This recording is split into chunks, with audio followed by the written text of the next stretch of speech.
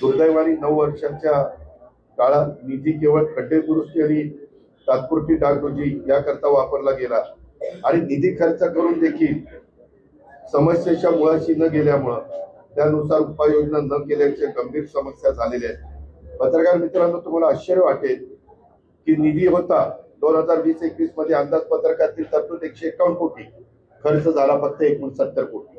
21-22 ला तरतूद 108 कोटी, खर्च झाला 81 कोटी।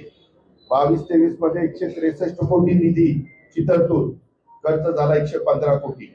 23-24 ला 390 कोटी तरतूद, खर्च झाला 210 कोटी आणि 24-25 ला 317 कोटीची तरतूद, खर्च झाला फक्त 182 कोटी।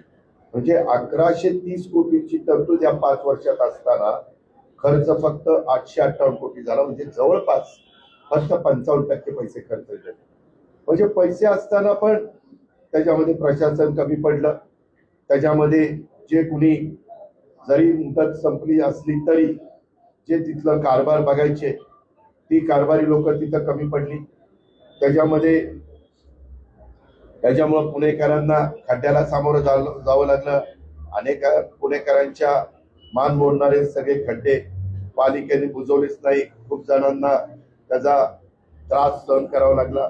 दुर्दैवाने 9 वर्षाच्या काळात निधी केवळ खड्डे दुरुस्ती आणि तात्पुरती डागडुजी याकरता वापरला गेला आणि निधी खर्च करून देखील समस्येच्या मुळाशी न गेल्यामुळं त्यानुसार उपाययोजना न केल्याच्या गंभीर समस्या झालेल्या आहेत। पत्रकार मित्रांनो, तुम्हाला आश्चर्य वाटेल की निधी होता 2020-21 मध्ये अंदाजपत्रकातील तरतूद 151 कोटी, खर्च झाला फक्त 69 कोटी।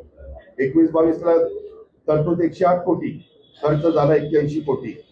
22-23 मध्ये 163 कोटी निधीची तरतूद, खर्च झाला 115 कोटी।